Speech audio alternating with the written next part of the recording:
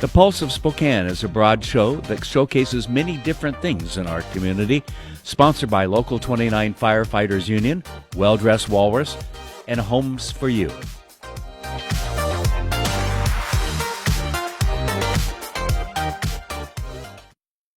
And welcome into the Pulse of Spokane, where every day is getting weirder and weirder, just as it is in the world. We hope that you guys are all taking the safety and the precautions and all the measures to stay safe out there and to inhibit the spread of this thing. This is going to be one of the last shows that we do with an in-studio guest, which is going to be Mark Michaelis with IntelliTect. And then after that, we're going to go remotely to Jessica Bonar. And I already screwed it up. It was Bonar. Sorry, Jessica. We're going to be right back after a word from our sponsors. We believe every person is created in the image of God with immeasurable beauty and worth, that people should not be defined by their present condition or past mistakes. We are all broken. We need each other. Healing for our brokenness begins with connection, with understanding how much we are loved by a good God. And with healing comes change, the potential for joy and meaning. No one was created for mere survival on the streets, for an existence blurred by mind-numbing substances. Each person is created with a purpose, a unique gift no one else can offer the world. Our job is to help them rediscover it. Real people, real change. Union Gospel Mission.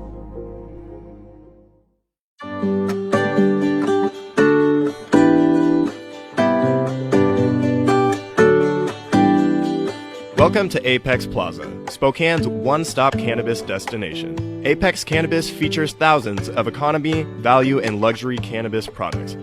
Cannagear features hemp-based CBD products, glass, goods, and gear. Stop by 1325 North Division to experience the Apex difference. This product has intoxicating effects and may be habit-forming. Marijuana can impair concentration, coordination, and judgment. Do not operate a vehicle or machinery under the influence of this drug. There may be health risk associated with the consumption of this product. For use only by adults 21 and older. Keep out of the reach of children. The economy is getting stronger, banks are lending again, and interest rates are at historic lows. Now is a great time to buy your dream home. The caring and knowledgeable professionals at Homes for You have been helping people just like you for over 20 years. They take the time to listen to what you want and will help you find just the right home in Washington or Idaho. Real estate is what we do at Homes for You, 928-5782, or visit online at homes4uspokane.com. Hi, this is Kurt Stockwell with Well Dressed Walrus. We are a local website design and development company here in Spokane. What we do is build beautiful, usable websites for local businesses. A website needs to be beautiful, it needs to be usable for your users, your customers, and yourself. Contact us anytime. We'd love to talk with you about your online marketing.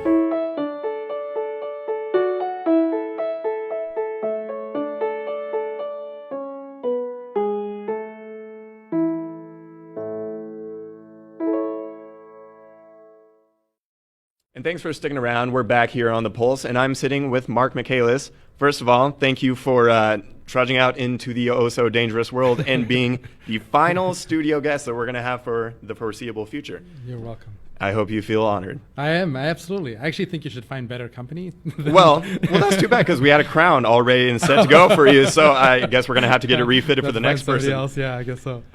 So just generally speaking, how is life? How is IntelliTect doing amidst all this COVID craziness? I feel very blessed, honestly. Yeah.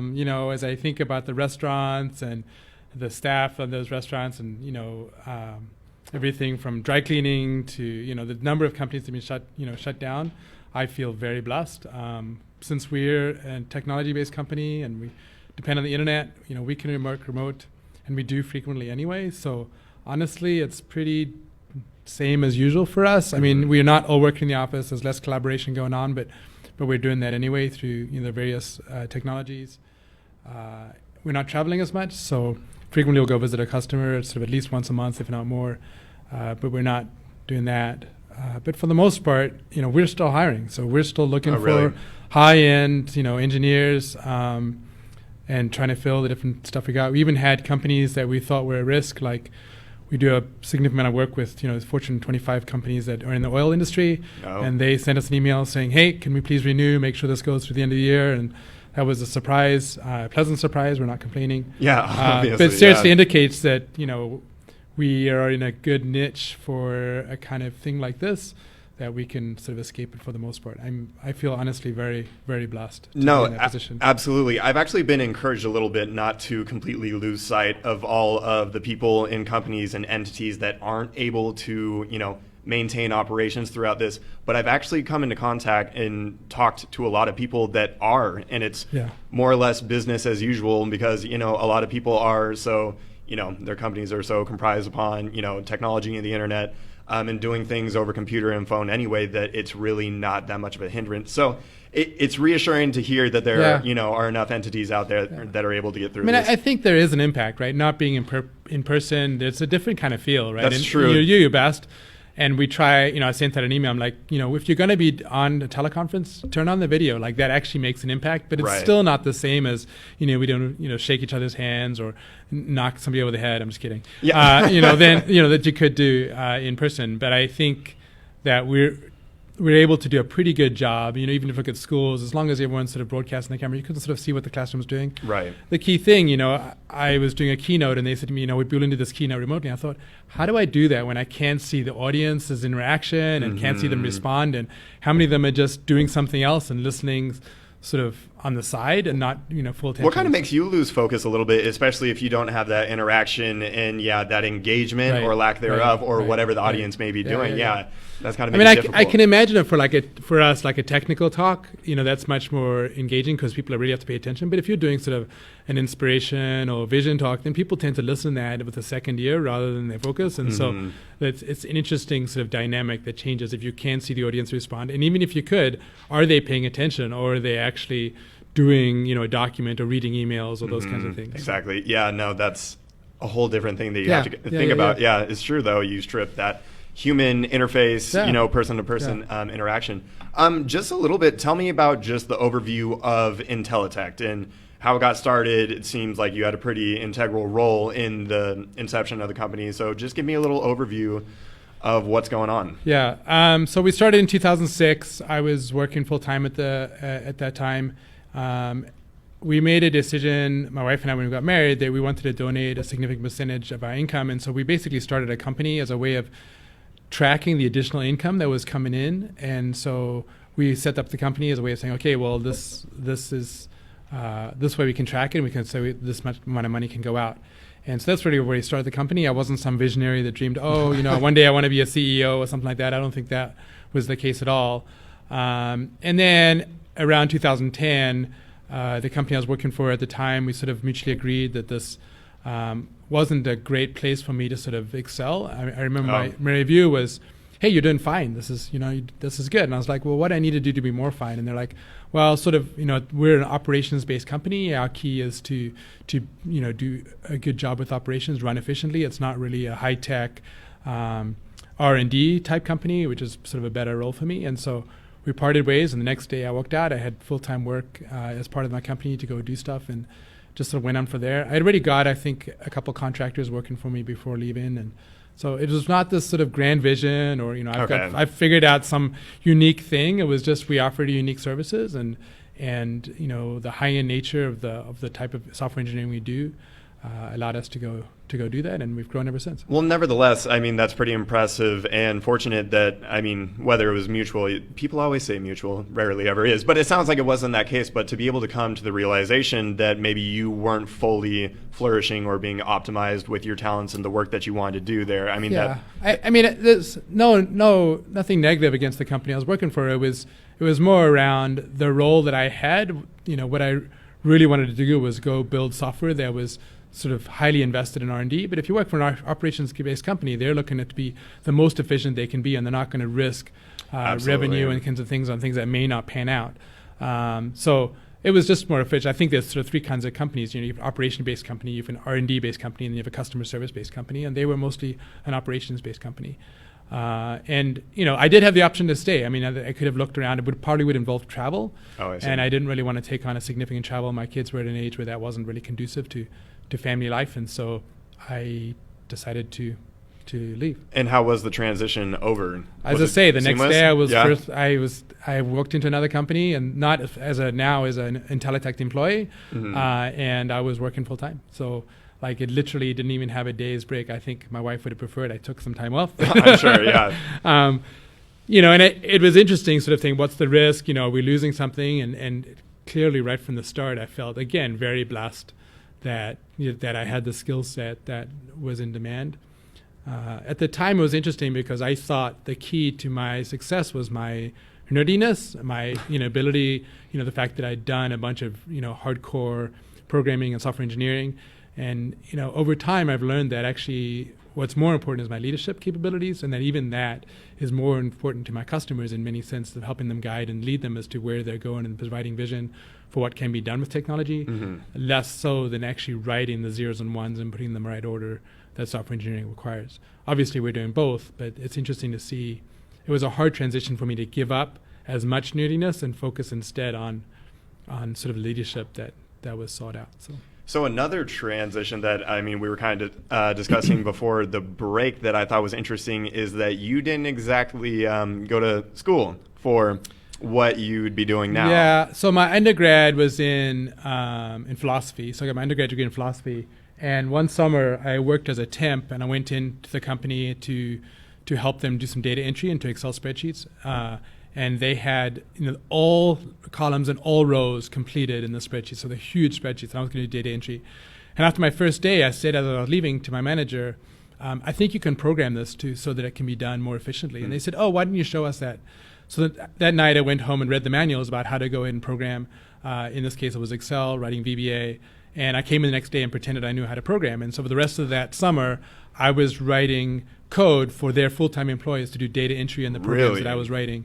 And then the summer ended, and I went back to the University of Illinois, and I then mailed floppies in for them to go and update the software that their full-time employees were doing data entry on. So I continued to program. So rather than working for McDonald's or Taco Bell out in the middle of the farm fields of University of Illinois, I worked nights writing software and then mailed the floppies in each week, and the company sort of took those and had their full-time employees to continue to work. So, was this something that you knew you had a propensity to do? I've certainly been attracted to technology and computers and software engineering. I certainly didn't have any formal programming experience. As I say, my degree was in philosophy, but I knew I couldn't get a job in philosophy. So it makes you ask why was I studying philosophy in the first place? Absolutely. But anyway, that's a different story. Felt right at the time, right? Well, philosophy taught me how to think, and it's turned out that that's really useful, right? I can go into any industry, and I'm able to pick out sort of what are the hotspots that are causing them problems fairly quickly. It really taught me to think, in parallel about all the different kinds of things that or challenges that are occurring for a company. And that turns out to be really useful. And then so as we build software, we're able to just sort of target the areas that are the hotspots for companies that we're working with. So it turned out, I didn't have any foresight, but it turns out it's actually been really good to think with a diverse set of fields, just using logic, in many different applications. Yeah, so it's not all for waste, but it's absolutely one of those things that you could generally apply and use in all facets of life rather than trying to construct a career out of it. So it's just interesting to blend from that and then into this hard technology. Yeah, I did. I mean, just full disclosure, I after been working for about a year, I went and got a master's degree at night. So I went and actually completed my master's degree. But it turns out that what I was doing at school was more interesting than what I was doing in my job at the time. So I was programming, green screens. I don't know if you remember these sort of old computers with green screen mainframes. Yeah, we got back there. A different kind of green screen. Okay, I mean, a green screen like a terminal that had the sort of green text on. Yeah. No, before my time. I guess. So I was programming those, and yet at school I was writing software and writing games and doing some really interesting stuff that was more interesting to me. So I was learning there at school that hey, you don't have to do this green terminal kinds of programming. There's some more interesting stuff like that. So that allowed me to sort of start to think about how I could sort of take this career in a different direction than where I started, which is totally deservedly given the fact that I had a philosophy degree. So. Right, absolutely. Well, it's nice. I mean, again, not everybody is fortunate enough to have that epiphany or self-discovery or realization that what they're doing might not be the most fulfilling thing for them, and then they're able to so easily and seamlessly transition into the next thing. I really love programming. I can see it on your face. It's obvious, yeah. Passing. I mean, it's really interesting to me. I really like learning, and technology is changing all the time, so it's always an interesting field. And that's sort of how we attract people to work for IntelliTect as well, is sort of offering this opportunity to look at the new technology, not just the old technology, and an opportunity to sort of focus on doing something that they didn't realize time is passing, right? I mean, you can start programming, you forget to eat. It's sort of like this weird addiction. And we're all a different breed for sure, but it seems like programmers are especially sort of a niche type of personality, if you know what I mean. Absolutely, yeah. No, my brother-in-law, he's not a programmer per se, but he's an engineer, and the type of brain. It's interesting. There's definitely a lot of times a distinction.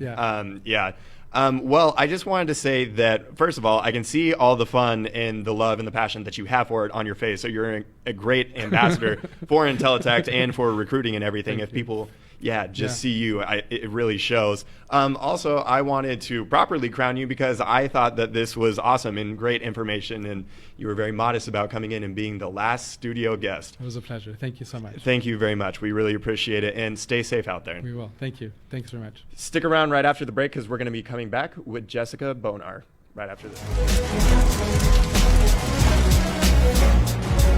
Well, this is Looms Day in Spokane. We got about 40 firefighters and their friends and family handing out 40,000 cups of water as the day goes by. It's a very good opportunity to see the public and support them and help them out and cheer them on during Looms Day. It's one of the best things about Spokane is that we have these major events and the whole community comes together not just to participate but to volunteer and show that they really care about our city and making our city look great. This type of an event really is emblematic of Spokane because so many people get involved. We have 50,000 people probably running this race. Always has been a very huge event. Right now we're at the corner of Broadway and Nettleton. It's the last water station before the finish, so people are pretty much dehydrated by the time they get to us. They really need our water. The water stations are a vital part, especially on warm days like today. It's real important that we have the volunteers to help with that. Without the volunteers, Blooms Day wouldn't exist. All up and down the course, there are people that are involved in this celebration. It really is a celebration of what Spokane's all about.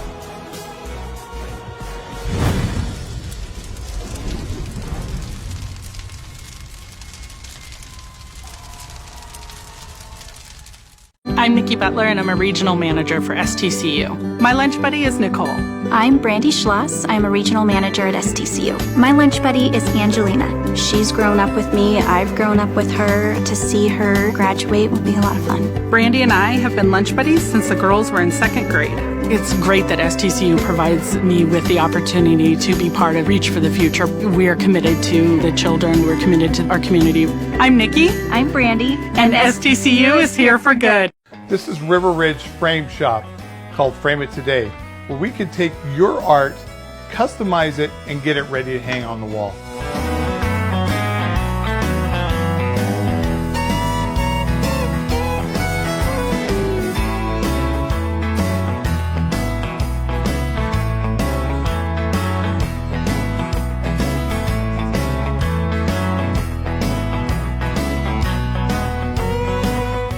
Here at River Ridge Hardware, 2803 West Garland. Welcome to a new kind of talk show, Spokane Talks, where you find news, views, and conversations that include respect for opinions, facts, and diversity. Spokane Talks, Saturdays at 8 a.m. on Fox 28. Welcome back into the Pulse of Spokane. So remotely, the first time that I get to use this wonderful video chat technology, courtesy of our producers, we're going to bring in Jessica Bonar of Advanced Benefits. Hey, Hooray. Jessica, how are you doing? I'm well. How are you? I'm good. This is kind of the first time I've ever done something like this. Do you often use any sort of technology like this in your work? We do quite a bit of video conferencing when we have employers that have multi-sites, multiple locations throughout the country, and that way we can team up with everyone, get on the same page. So I would say we do this in some form often, but this is definitely the first time I've done this. Well, hey, at least we can share that experience together. Although it seems like you sound, much more versed in that sense. How are you doing? What's going on with you, and how the world is shaped up to be at this moment in time? How are you hanging in there? You know what? I'm doing really well. I was talking to a couple of friends yesterday about the fact that you have a choice. Every day we have a choice. And so I get to wake up and I get to decide, am I in fear? Am I in fear for myself, for my job, for my well-being, for my family? Or am I going to ask myself, what resources and skills do I have that I can offer aid and assistance to other people in my life? And so if I can focus, if I can choose option two, door number two, then the other things will continue to take care of themselves, and I can pursue a solution over focusing on the problem. So that's a great mindset to have. It's actually really impressive, especially in times like these. I mean, it's unfortunate sometimes that it takes things like these to bring it out, but you just see the really good help and outpouring of support in community and all the wonderful things that people are out there doing. Right. And that's an opportunity for all of us. What do I have? Whether it is, I have a friend who's self-quarantined with her family. And so what can I bring you? What can I drop on your doorstep? I have time. I have means. What do you need from me? Or for us in the office, it is, what skills and information do we have and resources that we can make available so that we can help the employers that we serve? Absolutely, and it's every small act like that that's done that just builds that sense of community and that sense of humanity, and that we really are all in this together. I was saying earlier to somebody that that's really one of the only things that gives me solace or comfort, is knowing that everybody is in the same boat.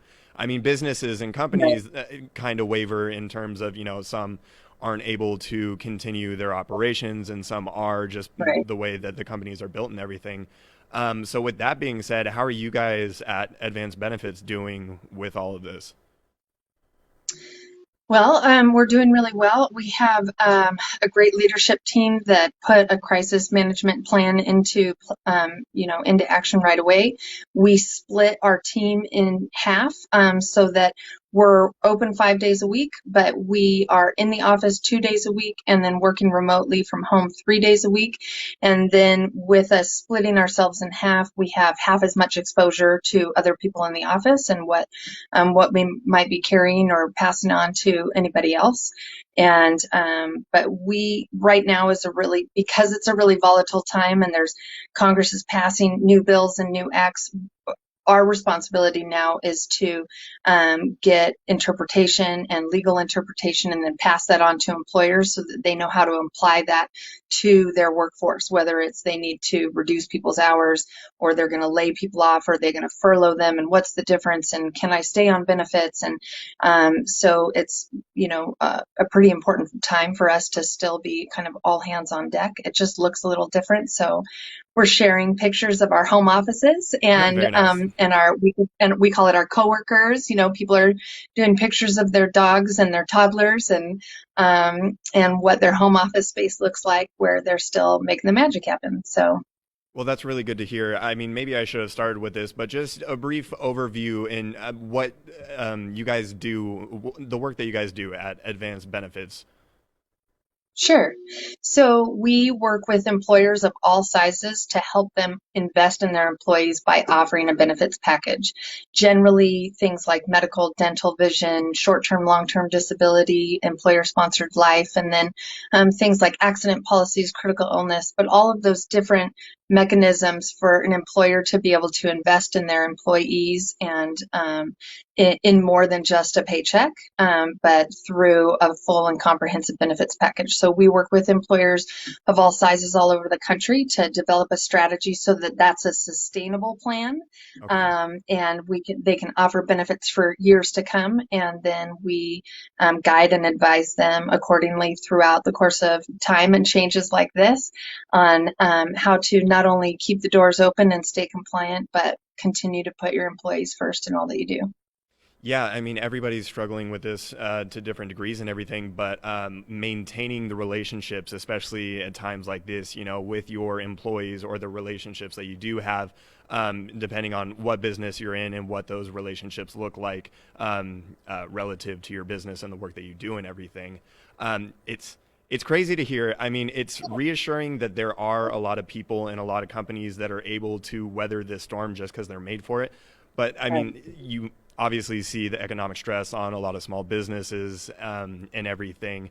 With those sorts of employers, what kind of things are you guys experiencing or seeing differently than you would for, a big time entity that is maybe able to combat this time better than a small business?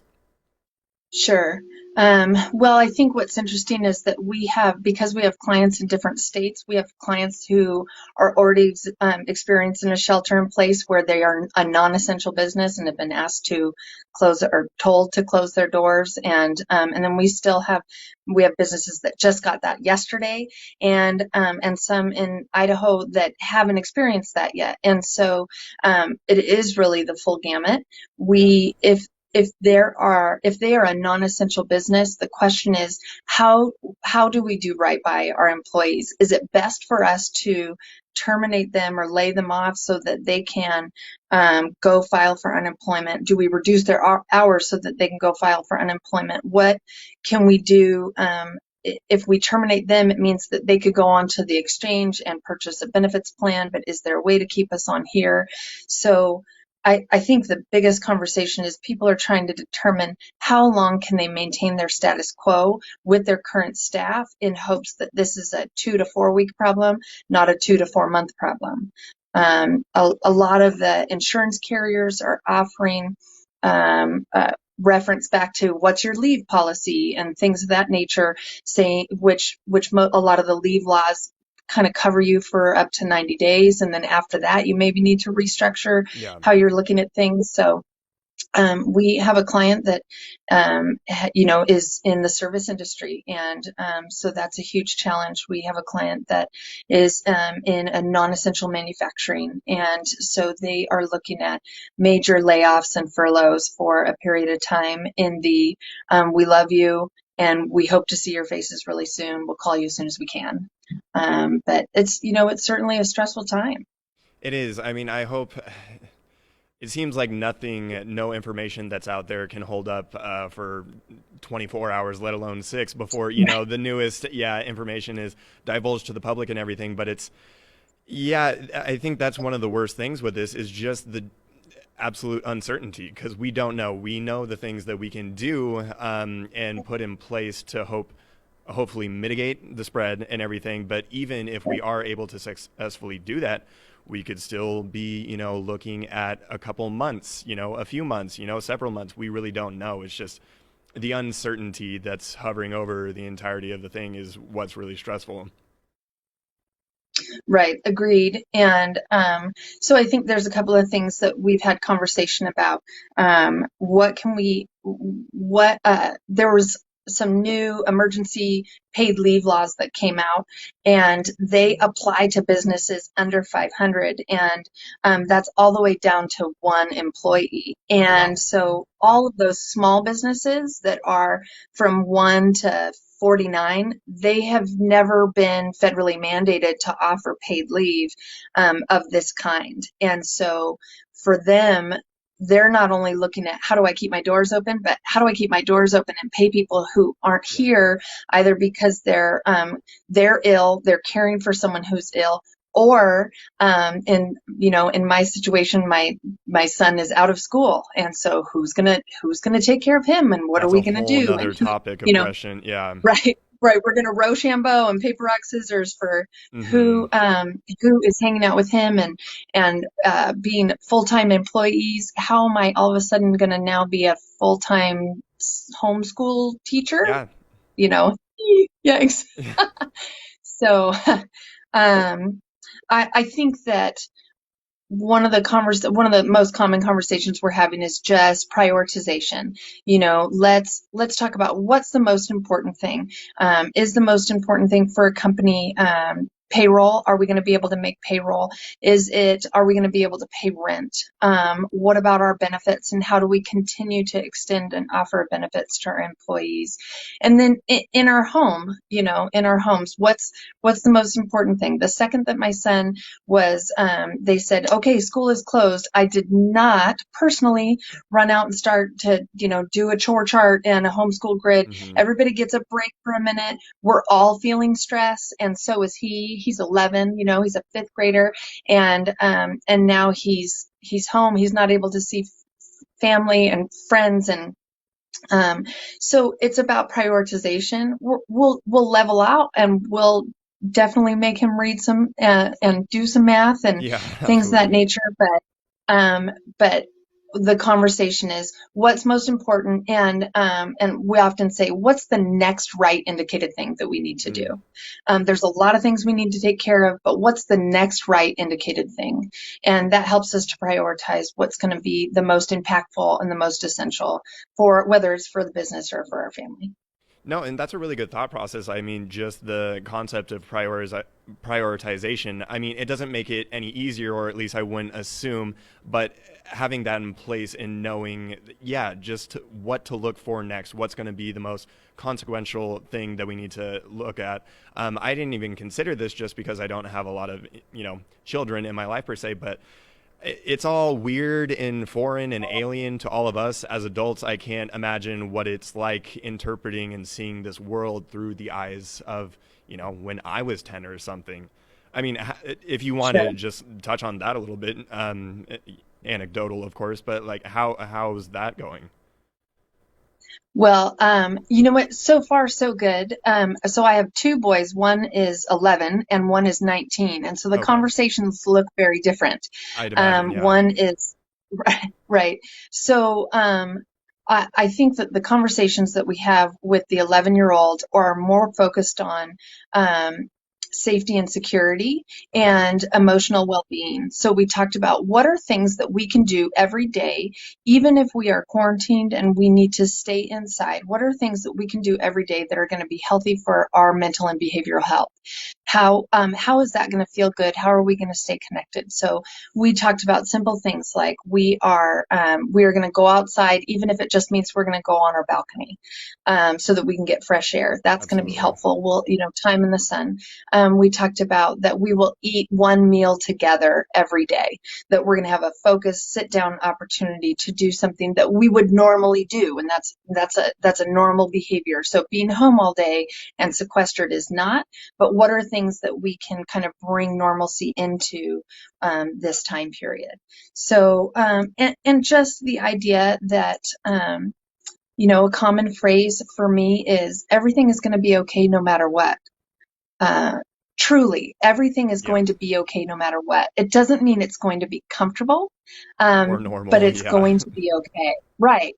And the idea that we can run two things concurrently, that we can be uncomfortable and unsure and still okay, that those can happen simultaneously, that it's a both and, they're not mutually exclusive.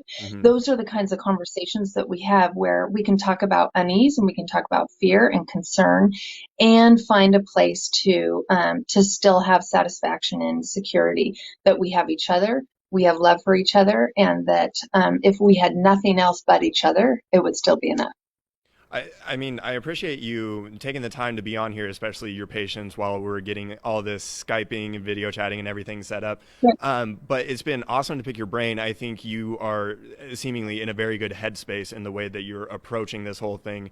Obviously not just, within your work at Advanced Benefits, but at home. And I think that's good for people to hear too, that might feel a little bit more frazzled within their home and unsure of how to, try to bring about normalcy and a little of everyday life as we used to know it into what we're currently stuck in situationally. Thank you for your time, Jessica. We really do appreciate it coming on, and you gave a lot of good thoughts and a lot of good information. Want to wish you and your family the best, as well as you guys at Advanced Benefits, and then maybe down the road we'll talk soon, and maybe it'll be a sunnier and brighter day. But thank you for taking the time and spending it here with us. Thank you so much. Thanks for having me on. Absolutely. Take care. And that's going to do it for us today on the Pulse of Spokane. As this is our new normal, expect us to still churn out that content. Might do some old stuff for a while, but we're definitely going to have the guests coming back on via video chat. So take care. We'll see you around. Thanks for watching. Ask the host a question, recommend a guest, or check out any of our other programs on Facebook, YouTube, Twitter, Apple Podcasts, Spotify, or SpokaneTalksMedia.com. Sponsored by Local 29 Firefighters Union, Well Dressed Walrus, and Homes for You.